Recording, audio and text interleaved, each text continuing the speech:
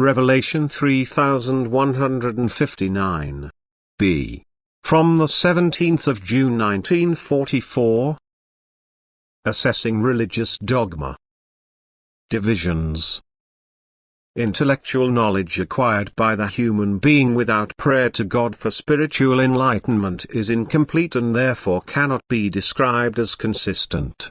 Hence there can still be unsolved issues, and these in particular give cause to doubt because different supporters also explain them differently. It is now self-evident that the different results also have to be assessed by anyone who only wants to accept the truth.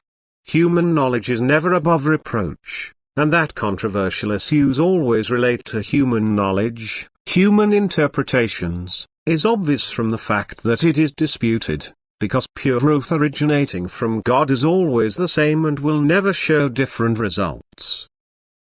A person without goodwill and a desire for truth will receive God's transmitted truth incorrectly, as his thoughts are subject to evil influences which confuse him and render the truth incomprehensible. On the other hand, a person who genuinely strives for truth also questions misguided knowledge. It does not give him complete assurance of truth and thus he evaluates it, provided he is not prohibited to do so and unconditional acceptance is demanded of him, which is, however, at all times and without question Satan's doing. For it will never be an injustice before God to sincerely seek the truth, and that the human being should form an opinion of what is presented to him as truth is part of it. Nor should the human being be guided by other people's idea of truth but form his own judgment, particularly when he is expected or offers himself to distribute knowledge and teach other people.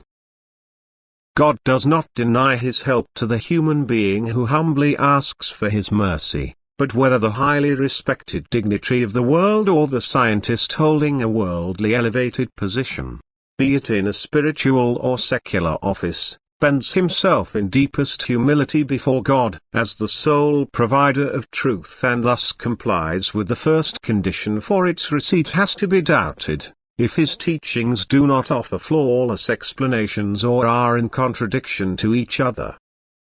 Error exists for as long as there are divisions and different interpretations because there is only one truth. And to ascertain this truth the human being will have to make contact with the eternal deity himself. He will have to ask him for spiritual enlightenment and by a God-pleasing way of life become worthy of being taught by him directly.